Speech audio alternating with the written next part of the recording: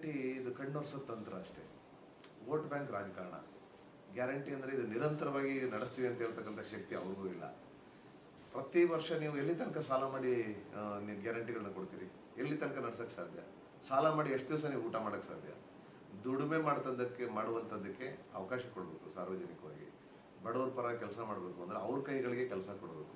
ಅವ್ರು ಇನ್ನೂ ಹೆಚ್ಚು ಶಕ್ತಿಯುತವಾಗಿ ಬೆಳೆಯಂಗೆ ಮಾಡಬೇಕು. ಈ ಗ್ಯಾರಂಟಿಗಳು ಯಾವ ಯೋಜನೆ ಚೆನ್ನಾಗಾಗಿದೆ, ಯಾವ ಯೋಜನೆ ಸಫಲವಾಗಿದೆ ನೀವು ಆಲೋಚನೆ ಮಾಡಿ. ಮೊದಲನೇದಾಗಿ ಗೃಹಲಕ್ಷ್ಮಿ ಕೊಡ್ತೀವಿ ಅಂದರು. ಗೃಹಲಕ್ಷ್ಮಿ ಕೇವಲ ಮನೆ ಯಜಮಾನಿಗೆ ಅಂತ ತೀರ್ಮಾನ ಮಾಡಿದರು. ಪ್ರಚಾರ ಮಾಡುವಾಗ ನಾನು ಅಲ್ಲೇ ಇದ್ದೆ, ಆ ಪಕ್ಷದಲ್ಲಿದ್ದೆ, ನಾನು ನೋಡಿದ್ದೀನಿ. ಪ್ರಚಾರ ಮಾಡುವಾಗ ಏನು ಹೇಳಿದರು? ಇಡೀ ಮನೆ ಎಲ್ಲ ಹೆಣ್ಣು ಮಕ್ಕಳಿಗೆ ಅಂತ ಅನೌನ್ಸ್ ಮಾಡಿಸಿದ್ರು. ನಮ್ಮ ಕೈಲೇ ನಮ್ಮ ಬಾಯಿನಲ್ಲೇ ಮಾತಾಡಿಸಿದ್ರು. ಎಲ್ಲ ಹೆಣ್ಣು ಮಕ್ಕಳಿಗೆ ಅಂತ ಘೋಷಣೆ ಮಾಡಿ ಕಾರ್ಡ್ಗಳು ಕೊಟ್ಟ ಮೇಲೆ ಈಗ ಕೇವಲ ಮನೆ ಯಜಮಾನಿಗೆ. ಒಬ್ಬರು ಕೊಟ್ಟರೆ 3 ಜನ ಮನೇಲಿ, 4 ಜನ 3 ಜನ ಮನೇಲಿ ಇದ್ದವ್ರು. ಇಬ್ಬರು ಕೊಡಲ್ಲ, 3 ಜನಕ್ಕೆ ಇರಲ್ಲ. ಅವ್ರಿಗೇನು ಸಮಾಧಾನ ಆಗಿದೆ ಅಂತಲ್ಲ. 2,000 ರೂಪಾಯಿ ಕೊಡೋದು, ಅವರು ಅಬಕಾರಿ ಶುಲ್ಕವನ್ನು ಜಾಸ್ತಿ ಮಾಡೋದು, ಅವರು ಎಲ್ಲ ದಲಿತರು, ಬಡವರು, ಹೆಚ್ಚಿನ ಸಂಖ್ಯೆಯಲ್ಲಿರೋರು ಅದನ್ನು ಪ್ರತಿ ದಿವಸ ಅವರು ಸೇವನೆ ಮಾಡೋದನ್ನು ಅಭ್ಯಾಸ ಮಾಡ್ಕೊಂಡಿದ್ದಾರೆ. ಪ್ರತಿ ದಿವಸ ಅವ್ರ ಹತ್ರ 40% ಜಾಸ್ತಿ ಮಾಡಿ ಅವ್ರ ಹತ್ರ 3,000 ರೂಪಾಯಿ ಕಿತ್ಕೊಳ್ಳೋದು. 3,000 ರೂಪಾಯಿ ಕಿತ್ಕೊಂಡು 2,000 ರೂಪಾಯಿ ಹಿಂಸರು ಕೊಡೋದು. ಇದು ಯಾವ ನ್ಯಾಯ ಇದೆ? ಬೆಲೆಗಳು ಜಾಸ್ತಿ ಆಗಿದೆ. ಎಲ್ಲ ಪಡಿತರ ಪದಾರ್ಥಗಳಿಗೆ ಬೆಲೆ ಜಾಸ್ತಿ ಮಾಡಿಬಿಟ್ಟು ಯಾಕೆ ತಗೋತೀರಿ? ನೀವು ಬೆಲೆನ ಸರಿಯಾದ ಸುಲಭ ದರದಲ್ಲಿ ಸಿಗುವಂಗೆ ಮಾಡಿ ಅಲ್ಲಿ ಕಡಿಮೆ ಮಾಡುವಂಥ ಪ್ರಯತ್ನ ಮಾಡಬೇಕು. ಆಗ ನೀವು ಗ್ಯಾರಂಟಿ ಯೋಜನೆಗಳು ಕೊಟ್ಟರು ಜನಕ್ಕೆ ತಲುಪ್ತದೆ. ಅಲ್ಲಿ ಕಿತ್ತು ಇಲ್ಲಿ ಕೊಡೋದ್ರಿಂದ ಯಾವ ಉದ್ದೇಶಗಳು ಈಡೇರಲ್ಲ.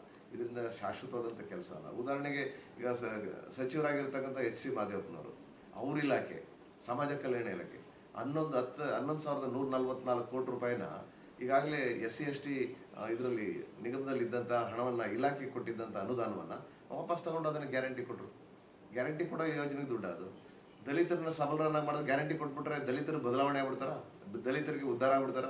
ಉದ್ಧಾರ ಆಗುವಂಥ ಕೆಲಸಕ್ಕೆ ಯೋಜನೆಗಳನ್ನ ಜಾರಿ ತಂದಿದೆ.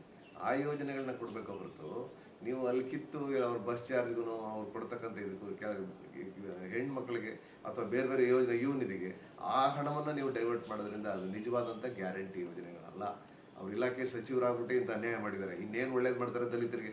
ಮಾತೆತ್ತರೆ ಸಂವಿಧಾನ ಅಂತಾರೆ, ಮಾತೆತ್ತರೆ ಅವರು ಎಲ್ಲ ವಿಷಯದಲ್ಲೂ ನಾವು ಬಾಬಾ ಸಾಹೇಬ್ ಅಂಬೇಡ್ಕರ್ ಅಂತಾರೆ. ಅಂಬೇಡ್ಕರ್ ಆಶಯಗಳನ್ನ ಆಗಿರ್ಬೇಕಾಗಿದ್ದ ಆಗುವಂಥದ್ದು ಅವ್ರ ಕರ್ತವ್ಯ ಮಾಡಬೇಕಾಗಿರೋದು. ಅದು ಹೊರತುಪಡಿಸಿ ಉಳಿದೆಲ್ಲ ಮಾಡ್ತಾ ಇದ್ದಾರೆ. ಇದು ತಪ್ಪು. ಇಂಥ ಗ್ಯಾರಂಟಿ ಯೋಜನೆಗಳು ಕ್ಷೇತ್ರದ ಜನಕ್ಕೆ ಅರ್ಥ ಆಗಿದೆ, ಬಡವ್ರಿಗೆ ಅರ್ಥ ಆಗಿದೆ. 200 ಯೂನಿಟ್ ಕರೆಂಟ್ ಕೊಡ್ತೀನಿ ಅಂದರು. 23, 24 ಜನ ಭಾಳ ಆಲೋಚನೆ ಮಾಡಿದರು. ಪೂರ್ಣ ಇದು ಕರೆಂಟ್ 200 ಯೂನಿಟ್ ಕೊಟ್ಟರೆ ನಾವು ಇನ್ನೊಂದು ಅದು ಇದು ಸಾಮಾನುಗಳು ತಗೊಂಡು ನಮ್ಮ ಬದುಕನ್ನು ಬದಲಾವಣೆ ಮಾಡ್ಕೊಬೋದು ಅಂತ. ಅದಕ್ಕೆ ಅವಕಾಶ ಕೊಟ್ಟಿಲ್ಲ. ಇನ್ಯಾವ ಯೋಜನೆಗಳು ಪೂರ್ಣ ಆಗಿದೆ? ಬಸ್ಗಳು ಕೊಡ್ತೀವಿ ಅಂತ ಬಸ್ಗಳು ಕೊಟ್ಟರು.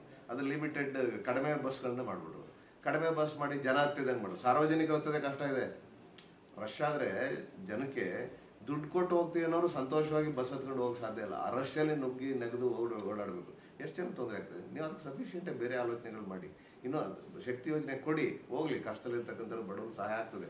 ಅದು ಹೊರತುಪಡಿಸಿ ನೀವು ಇತರ ಯೋಜನೆಗಳನ್ನು ಮಾಡುವಂಥ ಸಂದರ್ಭದಲ್ಲಿ ಸಾರ್ವಜನಿಕವಾಗಿರ್ತಕ್ಕಂಥವ್ರಿಗೂ ಕೂಡ ಅದು ಅವಶ್ಯಕತೆಗಳನ್ನ ಕೊಡಬೇಕು. ಯುವ ನಿಧಿ ಕೊಡ್ತೀನಿ ಅಂದರೆ ಎಲ್ಲ ನಿರುದ್ಯೋಗಿಗಳು ಹಾಕಿ ಮಾಡಿದ್ರು ಚೆಚ್ಚಿದ್ರು ನಿಮ್ಗೆ ಓಟ್ ಹಾಕಿದ್ರು. ಏನು ಮಾಡಿದ್ರಿ? ನಿರುದ್ಯೋಗಿಗಳಿಗೆ ಇದು ಕೊಟ್ರ? ನೀವು ನಿರುದ್ಯೋಗ ಭತ್ಯೆ ಕೊಟ್ರ? ಯುವ ನಿಧಿ ಕೊಟ್ರ? ಅಥವಾ ಇನ್ಯಾವ ಯೋಜನೆಗಳು ಕೊಟ್ರಿ?